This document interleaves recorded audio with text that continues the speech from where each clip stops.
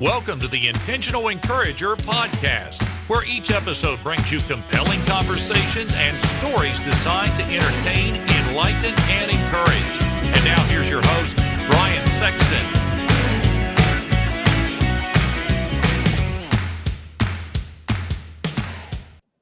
And welcome into the Intentional Encourager podcast. I'm your host, Brian Sexton. Thank you for joining us again today. And I have a dear friend, a beautiful lady with me today. She simplifies to amplify what's smart and unique about your offering. Now, we are going to dive deep on that. I promise you, I'm not going to leave you hanging on that like Brian, what is that? We're going to get to it. I promise you that. She's the founder and CEO and chief sales officer and sales strategist of the Alteza Advisory Group. I hope I said that right. You and did. She is my friend, Silvia Li, who joins me on the Intentional Encourager podcast. Hi, Silvia. How are you today? I'm great, Brian. What an honor to be here. Thank you for having me. It is my pleasure to have you. Let's start here. And I've been starting here with a lot of my guests around how COVID-19 has changed their lives, their business, things like that. Because again, I want the perspective of another place. And because I'm here in West Virginia, you're in the Chicago area.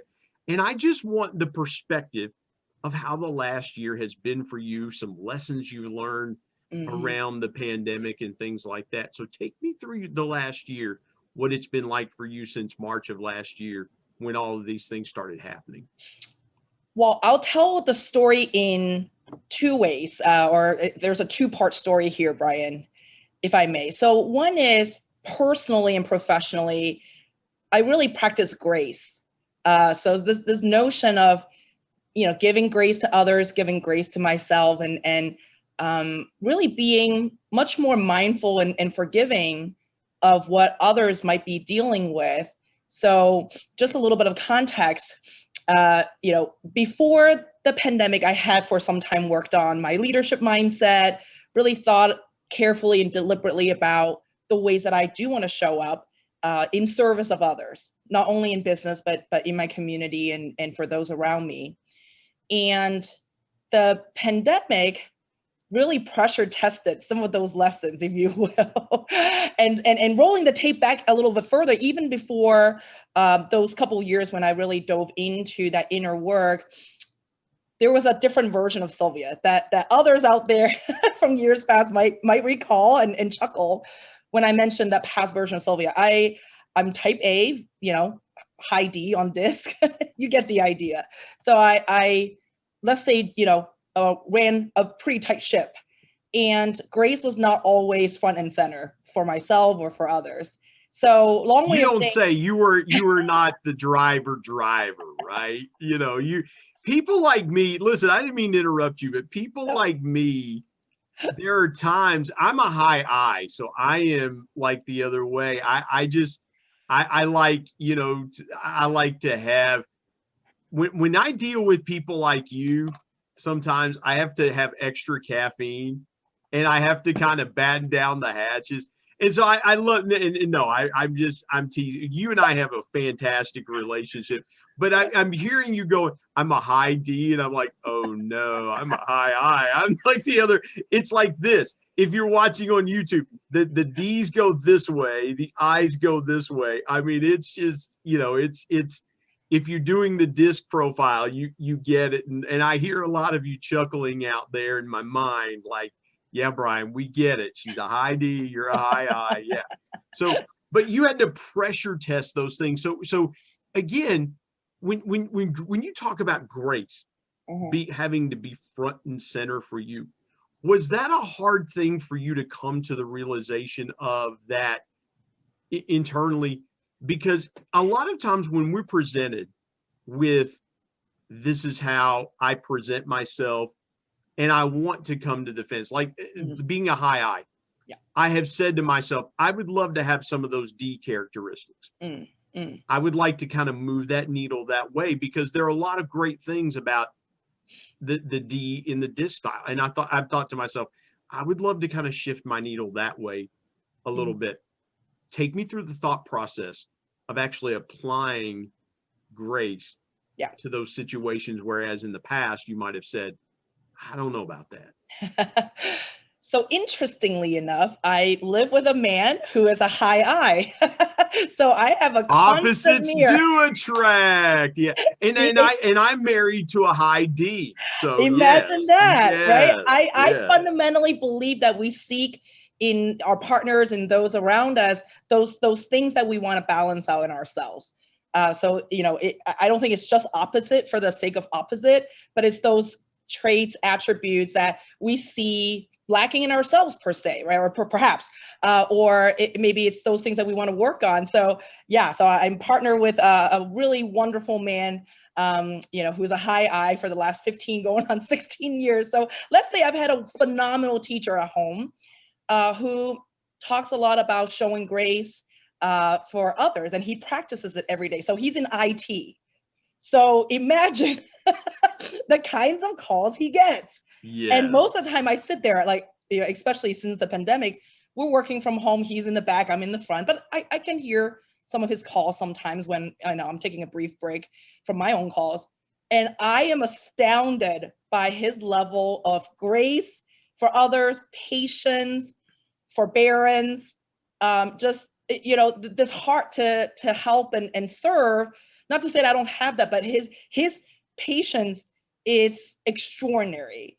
And so, in watching him be this mindful of how he is coming off, especially in a moment of need, right? That when others come to him, they have a need, they are probably panicked because something didn't go right. And he's very calm and just walks them through the process, no judgment. And that's I'll be honest, like that was hard for me as a high D, a high performer, right? It was like, hey, just get it done. Yes. This doesn't have to be difficult. And so it doesn't have, yes, that is a high D to a T. It doesn't have to be difficult. Just do what I tell you to do. Everything's going to be okay. Silvia, I love that. Because I'm hearing my wife of the last almost 25 years.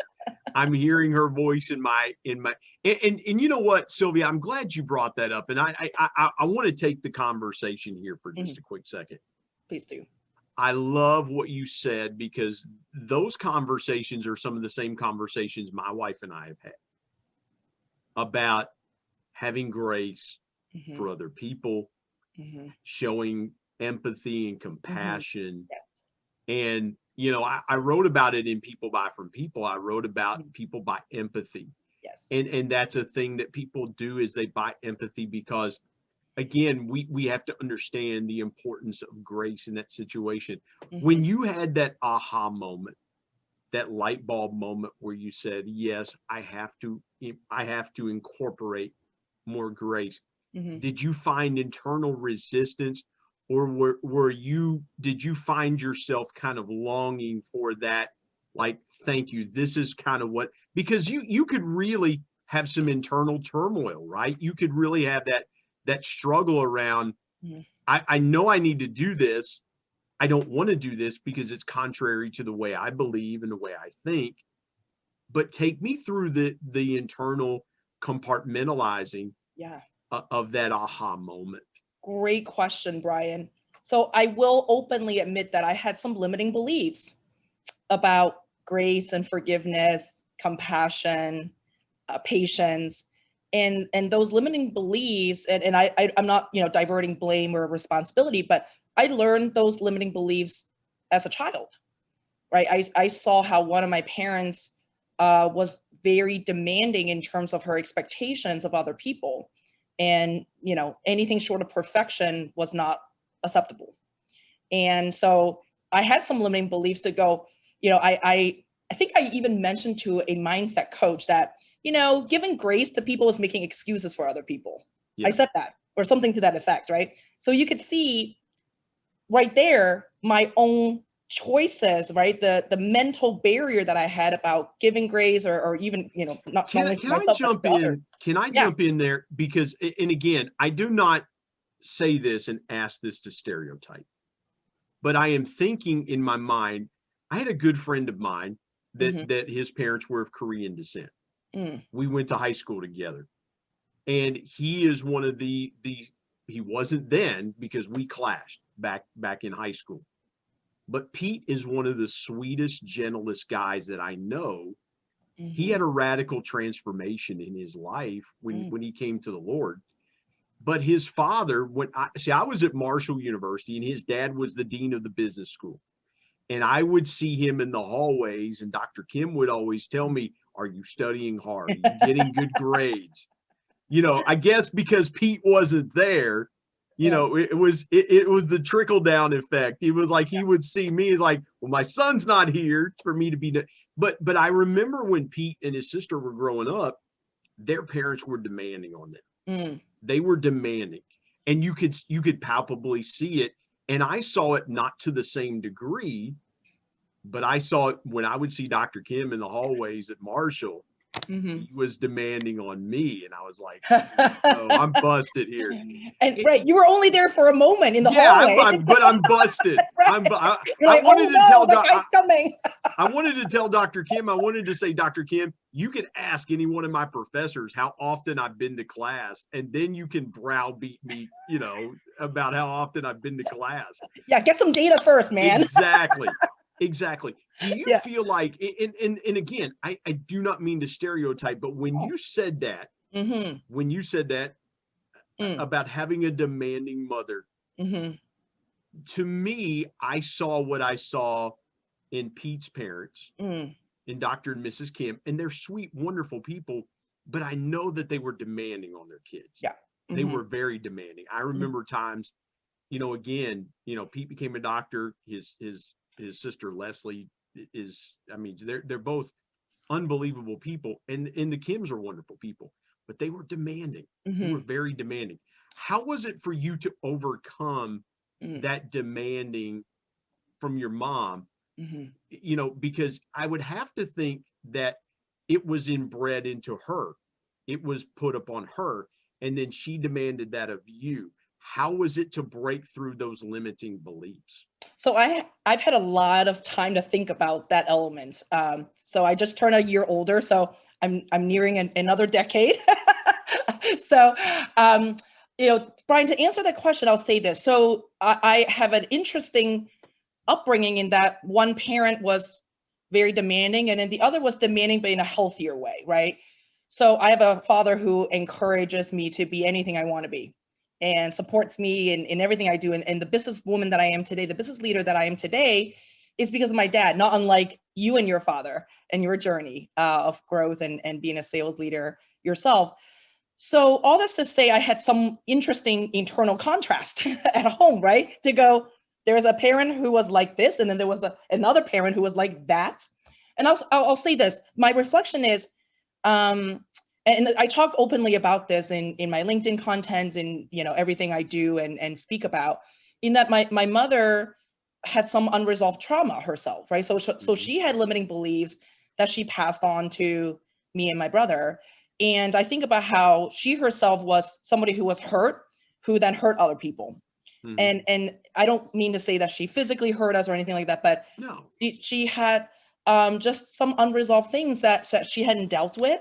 And so it just came out, right? So I always talk about how each of us is like a fruit, right? We can either produce good, delicious juice, or we could be prickly and produce bitter juice, or none at all. So I just look at kind of like, you know, what she was made of internally.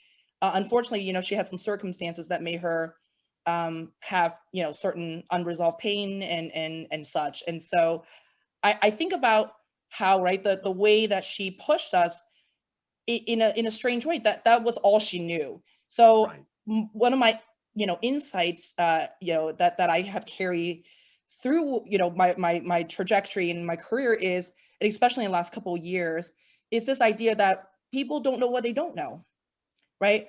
And sometimes that lack of awareness pushes them to do things that aren't fruitful, right? Or aren't as healthy. And so to come full circle, when I was asked the other day, like, what's one word that describes, your last year, Sylvia, in, starting last March to now this March or April, I go, it's really about like balance, right? Finding that those complementary things. So if I'm a really hard worker, right? How do I find time to restore?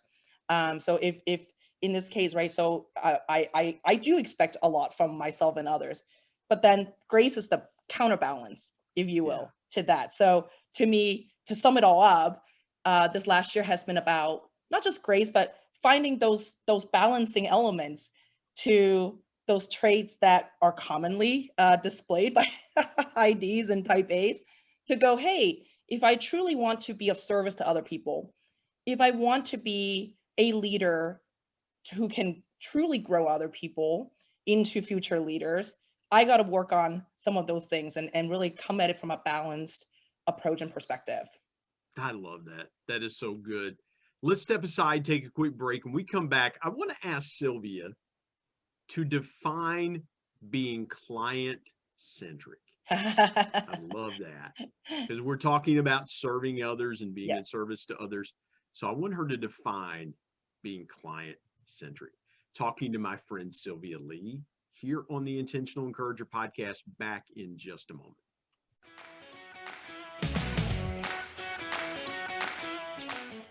Hey everybody, Brian Sexton here. I want to tell you about our sponsor, SEO National. SEO stands for Search Engine Optimization. Now, what's that, you might say? Well, search engine optimization helps you show up higher on search engines in front of paying customers for words that you as a business owner can monetize. What a great concept. SEO National is owned by my good buddy Damon Burton, who's been a guest here on the Intentional Encourager podcast. Not only has Damon and his team worked with businesses of all sizes, from e-commerce startups to NBA teams and Shark Tank featured businesses, but more importantly, Damon and his team are about transparency, trust, and providing lifetime value. So much so that he still has his first customers after opening SEO National 14 years ago. Let me give you some intentional encouragement and call Damon and his team today at 855-736-6285 or go to www.seonational.com and get a free quote.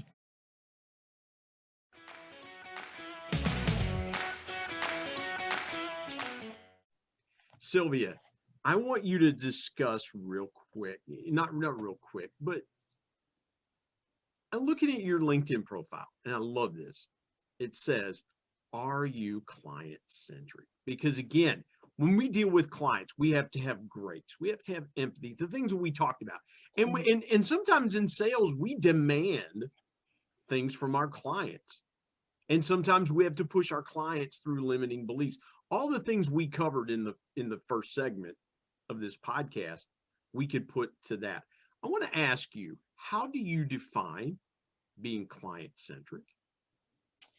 It's a two-step process, Brian, for me personally. So the first step is, thinking about how am I putting myself in their shoes? So first and foremost, just right, and maybe it's even a step back from that to go, am I putting myself in their shoes? So for instance, I'm actually transitioning into a leadership role within a sales enablement tech startup company.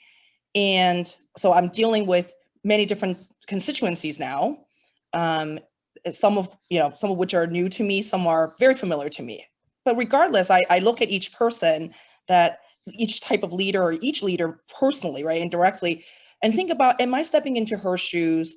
Am I stepping into his shoes? So someone who is a, brand new first-time sales manager, for example, or someone who's a veteran sales leader, they might have the same functional title, or they might be dealing with some of the same business issues, but I want to go beyond the surface level stuff, right? To go, who is this person? What is he or she about? And what are some things that might pertain to them, right? In terms of a challenge in their personal life or in business. And I don't mean to be creepy to go, I'm sleuthing in the hopes that they would buy from me. No, but I love where you're going, and here's why I like where you're going with this. Okay. We've all heard in sales for years, we've got to put ourselves in the customer's shoes, and we've got to, and things like that. And my argument is to that, I would say, well, that's great in theory, but I wear a size 12. And my customer may wear a size 8. Yeah. That's going to be hard to do. And if somebody puts themselves in my shoes might be a bit big if we're looking at it that way. I might say, well, why don't we find a shoe that fits us both? Why don't we find something that's comfortable for both of us? Am I thinking the right way there, Sylvia? I want to get your thoughts around that too, because I know we've got some folks listening that are business owners, and they say, well, I'm trying to think about my clients' needs, trying to think about what my customers want. I'm trying to think about, all these different forces that come in to creating the perfect experience for the customer. And it can be overwhelming at times. And it can almost be like putting a size 12, putting a person that wears a size 12 into a size 8 and things like that. What do you think about that? When you're thinking about that, what was the one thing that you had to get in your mind that maybe wasn't there about that concept? So I think that's part 2 of my approach, in that not only am I putting myself in their shoes, and I like the way you talked about the fit, right? So everybody has slightly different foot shape and preferences for style and things like that. I'll address that in a moment. But the second part of my approach is this notion of, how can I be brain friendly to that person? And that takes the concept, right, the practice to another level, in that I'm not just understanding somebody's challenges or their workflow or their schedule. I want to go, where can I add value in a way that would be, very, very receptive and brain friendly, truly, right, consumable. So for instance, I love talking about sales discipline, sales performance. But I go, okay, not everybody shares the same level of passion or commitment or nerdiness around it. And not everybody needs to hear everything I have to say either. But I go, hey, if this person, say, right, just yesterday, I talked to a first-time sales enablement manager. And I really thought about not only what her day might look like, right? Not only how she needs to partner and serve her internal constituencies, but I go, how can I make these concepts truly digestible and consumable for her specifically? And I don't mean to say that, I needed to dumb it down. It's not about dumbing down. It's to go, hey, for this individual, how can I, package a couple concepts? How can I position a couple of things?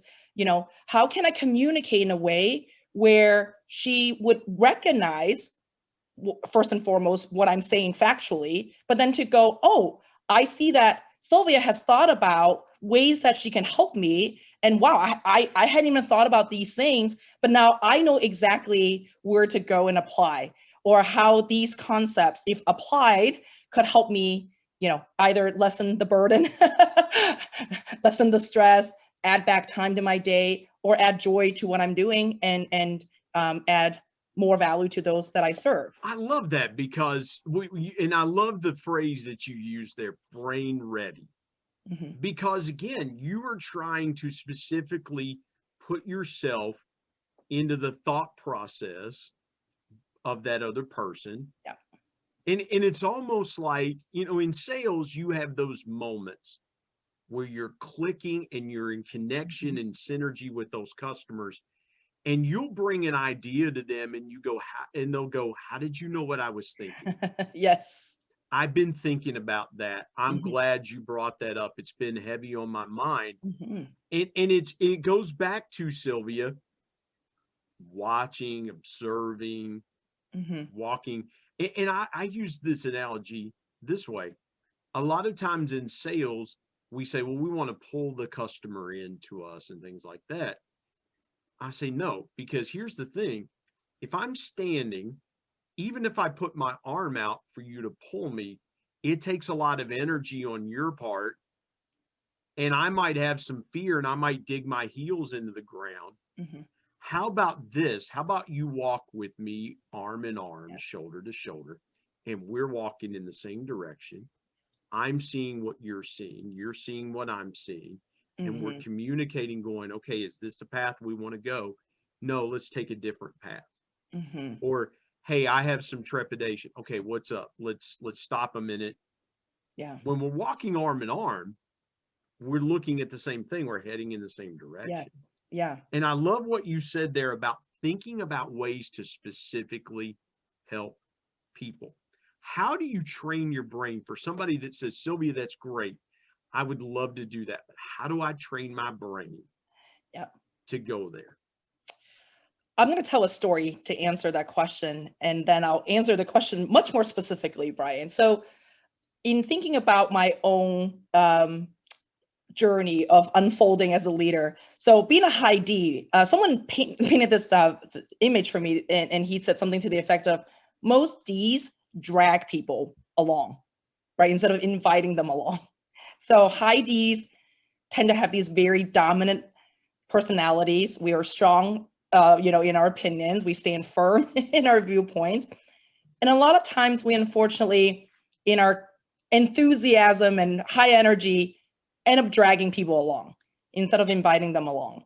And so I think about that to go, gosh, like, I don't know that that's really helping anybody, or some of the frustration that I used to feel in working with others really came from that, right? That I was dragging people and I was at a high velocity, dragging others along. So I started to think about, again, in service of balance, in the quest for those complementary skills and attributes, I really thought about, like, instead of dragging somebody, how can I invite them? So that the image that you provided a moment ago of standing shoulder to shoulder, arm in arm, right? I go, we have to create that invitation for the other person to do so. So it then forced me, I guess, in a way, in a healthy way, to go, hey, what would be invitational? What would be inviting, right, for the other person, instead of me telling them or dragging them along? So that's kind of the beginning of that journey. And again, luckily for me, I saw how my dad did that in business. He was very good at picking up, energy from other people. He saw how, certain people needed to be met, and he was always about meeting them, not dragging. So all that's to say, I've had some great role models in my life who show me that, hey, you might actually have more joy, and you're going to create more joy for other people if you create an inviting environment, an inviting, energy, versus having to drag somebody or just standing firm in your own little corner in the high D quadrant. So that said, now practice wise, I would say and I don't mean to, again, stereotype, anything, but being an immigrant. So I, came to the US when I was 10, although, came from a very vibrant cosmopolitan city, Hong Kong, in case anybody's wondering. But I had to think about how to adapt, right? So even from a young age, I had to think about how do I create those connections, right? To the kids in Ohio looking at me, I was a stranger. I was very, unfamiliar to them. So I had to, from a young age, like, think about how can I not so much give up my identity, but to go, hey, what can I do to bridge those gaps, right? So unfamiliarity usually breeds distrust. The opposite also is true, right? Familiarity breeds trust and like. So I think about that a lot, having grown up in Cincinnati and having not that many people who look like me. So all that's to say, I think about how, instead of me standing firm in my space, I always think about what are those bridges I can build? How can I build those? And it is, I think, from my dad's practice of observing. So he's a master student, if you will, of people's behaviors. And so I take that with me in business now to go, hey, let me let me observe, let me scan, let me take it in, but also give myself the grace, right, to go, hey, I'm going to hypothesize here a little bit. Let me try this. And if it doesn't work, give myself the grace to go, hey, that was an experiment that didn't quite work. It's not necessarily that this person rejected me, that this person doesn't like me and won't trust me, but it's to go, hey, that approach didn't quite work. So what can I do differently next time to lob the ball across the court a little bit, in a more friendly way? Does that help? You grew up in the right place. I am a lifelong Cincinnati Reds and Cincinnati Bengals. I saw that. So, I saw your mug. I was about to say something. I thought it might come up anyway. Yes. Let's step aside and take a quick break. When we come back, I want to tell Silvia's story. She teased it just a minute ago, coming to the United States. We're going to dive deeper into her story. My guest, Silvia Li, here today on the Intentional Encourager podcast. Back in just a moment.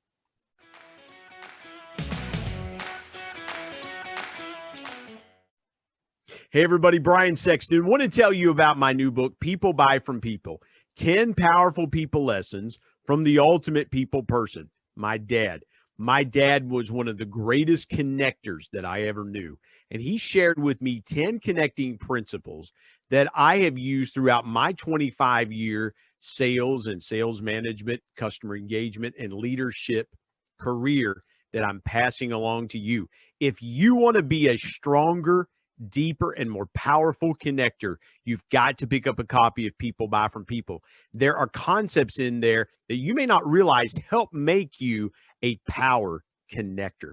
You can go to Amazon and pick it up, Kindle if you're an e-reader and you like to do it that way, or now available on Audible. And there's one other way you can get a copy of People Buy From People. You can get one from me and I'll sign it for you. You go to intentionalmediaandpublishing@gmail.com and send me an email, and I'll share with you the link on how you can get a signed copy. You can buy a signed copy directly from me. Again, People Buy From People. If you want to connect like never before, pick up your copy today of People Buy From People. And now let's get back to more great conversation here on the Intentional Encourager podcast.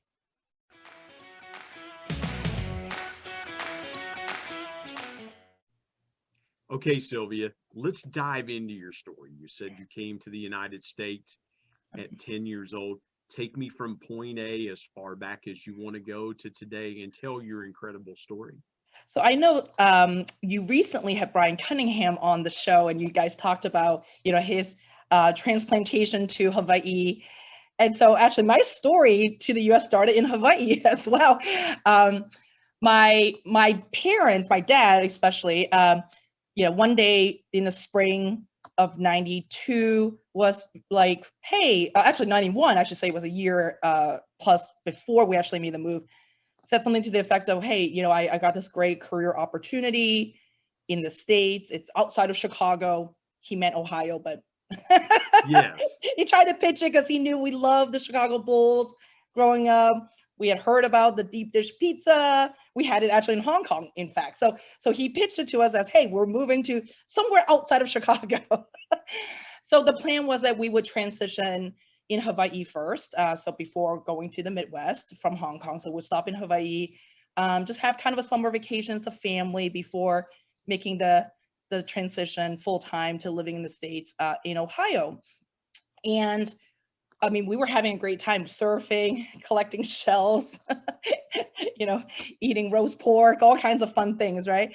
And then it was time to go. And I remember landing in Cincinnati. And no offense to Ohioans and my friends in Cincinnati, but it was not what my dad had. It's not Hawaii. It is not Hawaii, nor is it Chicago even. Yeah. So it was so quaint. And growing up in Hong Kong, which is a very busy international hub, right? People from around the world come through Hong Kong for a number of reasons.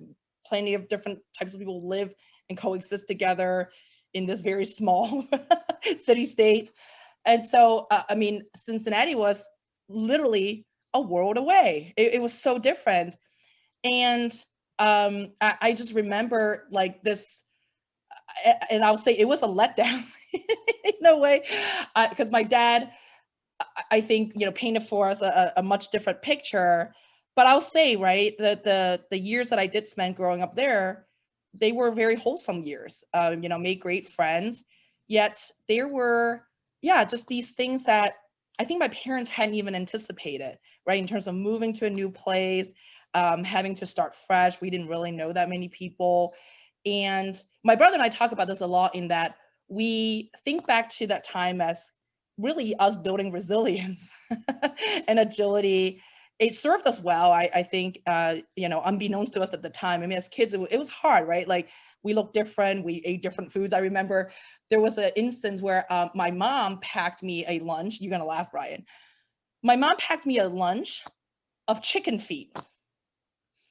So imagine, you're 10 or 11. We're all a little weird at that time, right, in our lives. And all I want to do was just fit in with the cool girls. Yes. Cool. Like, wear my scrunchie, my neon, this and that, my trapper keeper in one hand. And then I opened this box of food and it was chicken feet. And everybody looked at me. And I remember being so mortified. And I went home literally crying, because I said, "Mom, how could you embarrass me like that?" Well, chicken feet is a delicacy in the Asian culture. Well, that's what she said. She goes, "I show my love to you through my food. How could you reject it that way?"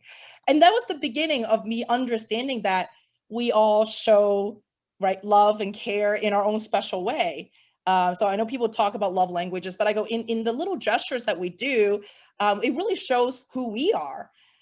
Yet, the trick sometimes is, we really want to fit it to the right context, the right person. But it did show me that, hey, my mom was just trying to be nice. She just wanted me to have a healthy, delicious lunch. But she forgot the context.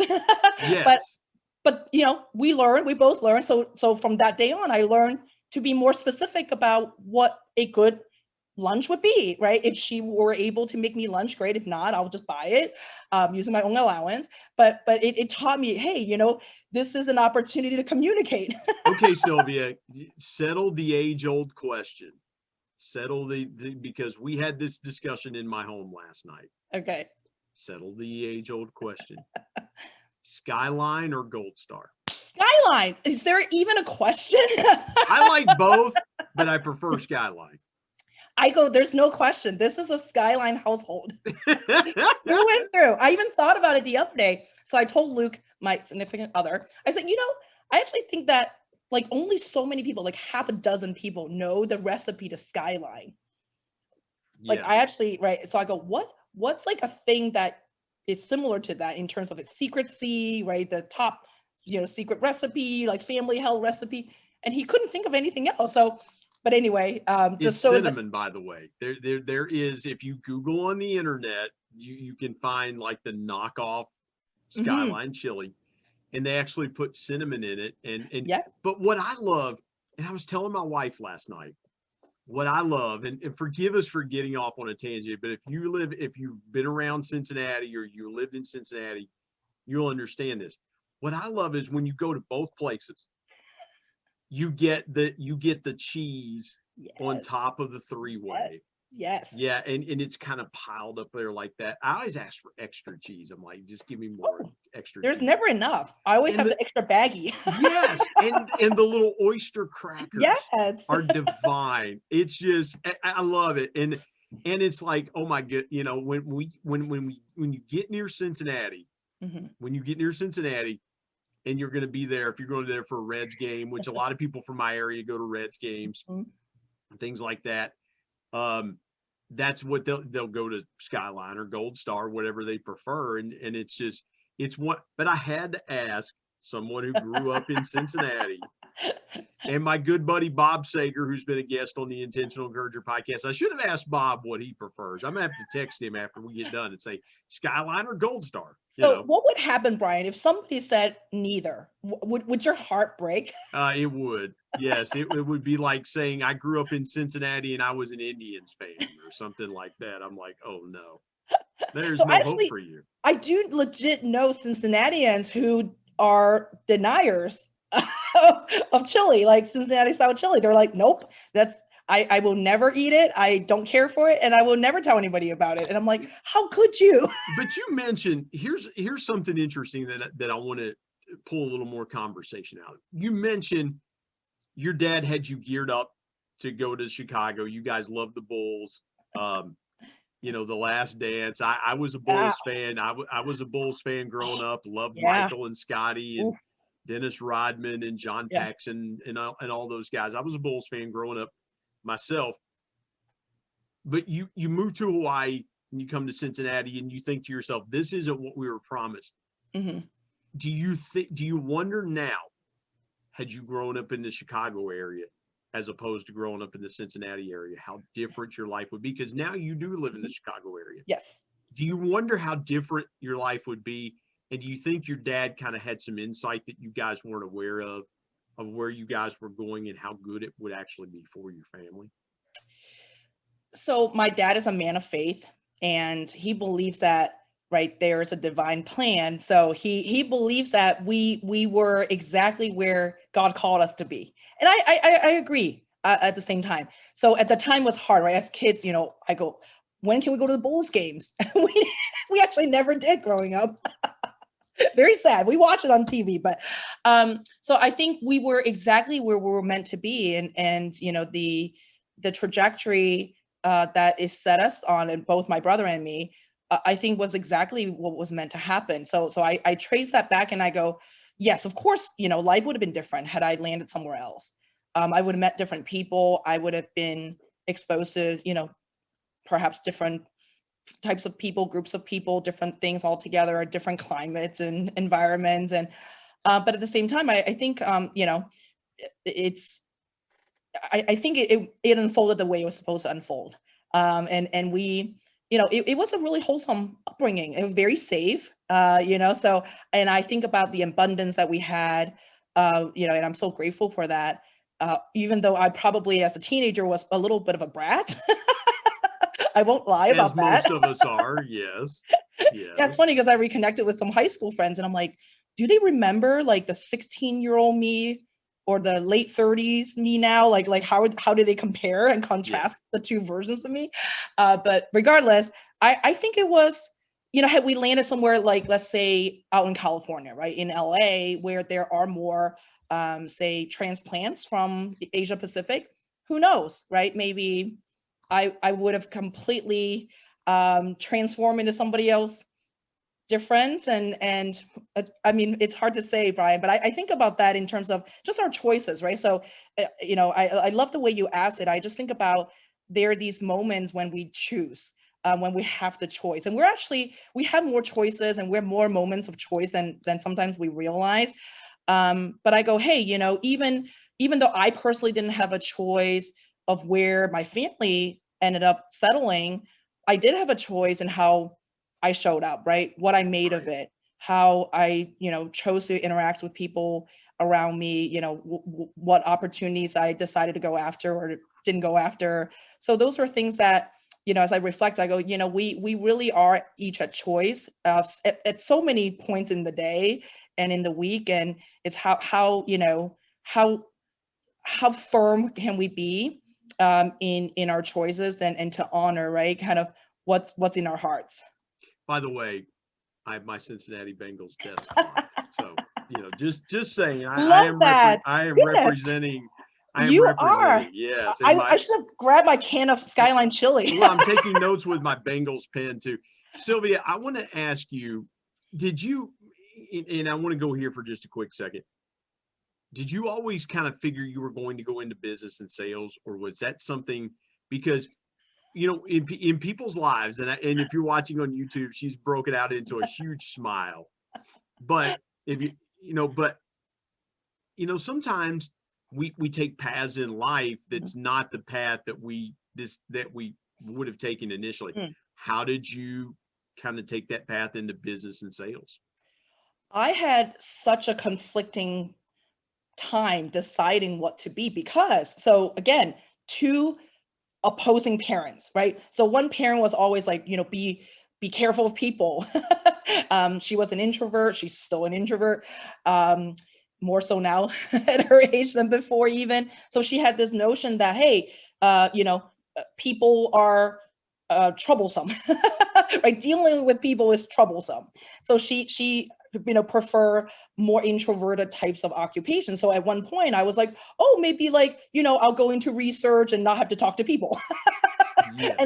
And then there was my dad who, he still owns the business that he started before I was born even. So he's run this business for, over 40 years. And I would go to the office with him on Saturday mornings and watch him, take calls, deal with customers. I typed the prospect letters on a typewriter at the age of like 7 and 8. So, I saw how That's what we call free labor, right? Yeah. Well, I took that it was my college fund. Yes. I invested in my future by typing letters on Saturdays. And for those of you who can't see, I'm doing the little typing motion Yes. with my two hands, because that's what it felt like. Like I was like pounding out these letters, from 8 to 12 every Saturday.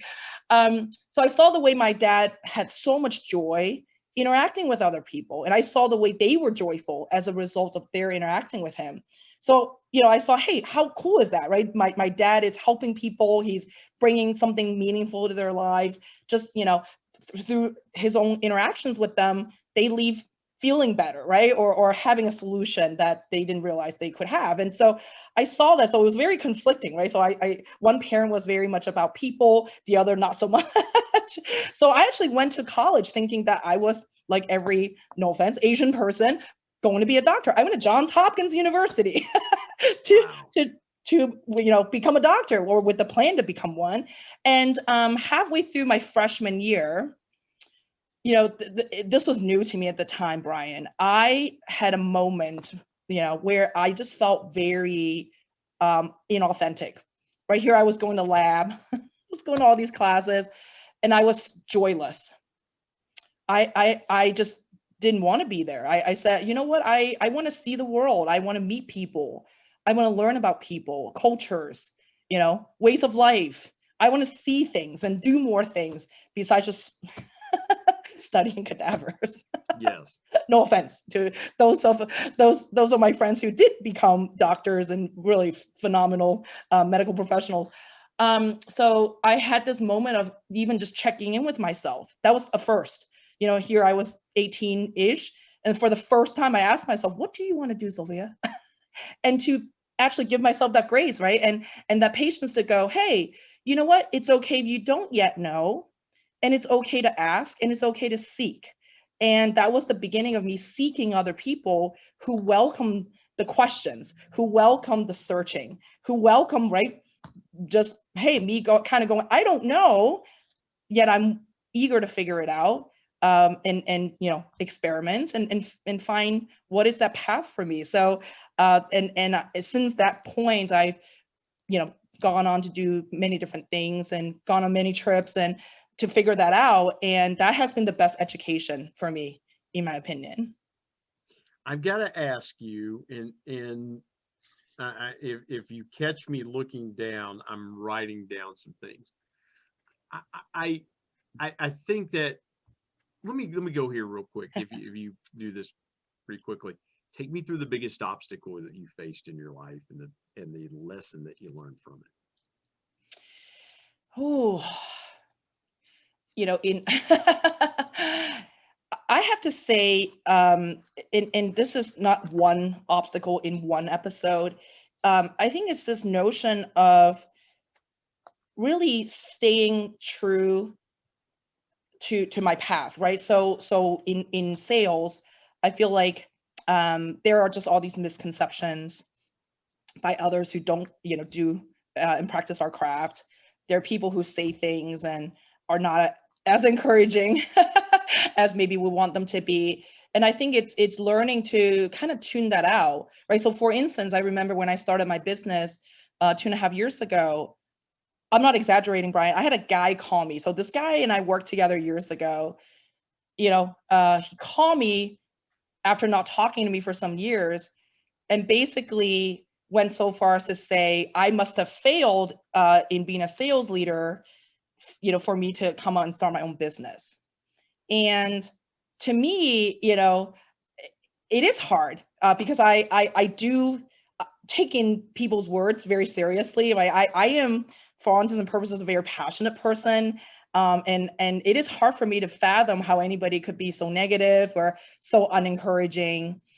And so it's, times like those when again, like I have to really sit there and go, why would they say such a thing, right? What is it about them that prompted them to say such painful and hurtful things, right? Like most people would have called me like, congratulations, right? Or they might have just been curious, like, tell me what happened. Like, how did you decide to start your business? Not outright to go, hey, you must have failed in corporate in order for you to come out. But those obstacles come up a lot, I think, for people like you and me, Brian, in that we're out here, right, challenging conventional notions. We're out here pushing the envelope. We are seeing things that aren't, as common practice yet, right, in business. Right. And I think it does invite people's skepticism, maybe even fear, certainly doubt. And it's those moments when I have to go, okay, like, again, coming full circle to go, okay, they must be hurting in some way, right? Or they just don't know what they don't know. And it's easy for me to react to be like, WTF, right? Yes. But I go, that doesn't help anybody, right? That doesn't bridge any understanding. That doesn't, that's not even authentic to me in a way. I mean, it's an easy reaction. Well, WTF meaning why the frown? Of course. Why the frown? Yes. Yes, that's a new way we can interpret WTF. Why the frown? I like that. Yeah. So, so it's not a major obstacle as some might imagine, like a giant hill I had to climb, but it's those daily grinds, if you will. Like when I hear those negative words, again, not to be psychoanalyzing myself here, it does remind me of my mom, right? Saying those negative things, saying those hurtful things, saying those really just like kind of pressure, fill things. And it is triggering, right? So it's to go, how can I stop the cycle? How can I, redirect, not so much like to not answer the person, but to go, hey, like, what if I could show this person something different? Yeah. Something that they hadn't experienced before, which is encouragement, which is, right, kindness, which is grace, compassion, patience. So, but those are trying things for ID to do. So that's what I mean by obstacle. Share with us, last question. I have loved our conversation. So right back at you, my friend. Yes. Share with us the biggest piece of intentional encouragement that you have for folks. Stay in abundance. Having an abundance mindset, first of all, there are many misconceptions about what that is, but if anybody wants to continue the conversation with me about that or read up on that, please do. I say, stay in abundance in your mindset, in your practices, in how you show up, daily in your behaviors. It has been a major difference maker in my career growth, in my personal relationships, in the opportunities that show up. Abundance begets abundance. So I want to leave our listeners with that encouragement today. That is so good. Silvia, tell folks where they can find you, where they can connect with you, how they can get in touch with you, get your resources. You're going to want to connect with Silvia. Tell folks how they can do that. Well, two ways. One is I'm very active on LinkedIn. So I'm Silvia, that's Silvia, and I'm Li, not Lee. So Silvia Li. So that's where people can find me. And I'm in a blue dress in case you find other Silvia Lees on LinkedIn. And a very lovely LinkedIn picture, I must say. Why, thank you. So a friend of mine took that photo. So thank you, Jimus. Big plug for my friend, Jimus, the photographer. And another way that people can find me going forward is at EnableU. So I'm the interim president of EnableU. That's Enable, ENABLE, and then the letter U. So EnableU.com is where folks can find me going forward. That is so awesome. Silvia Li, you are the best. I so appreciate our friendship, the time that you gave today. And thank you so much for joining me on the Intentional Encourager podcast.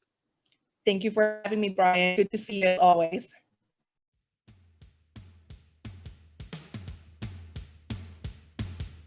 My thanks as always to producer Bryce Sexton and technical advisor Matt Means. And of course, the ultimate thanks goes to the Lord Jesus Christ, who provides intentional encouragement every day through his word. If you're not subscribed to the Intentional Encourager podcast, hit the subscribe button wherever you get podcasts so you don't miss an exciting episode where you can get encouraged and stay encouraged. And remember, anyone, anywhere, at any time, any place can be an intentional encourager.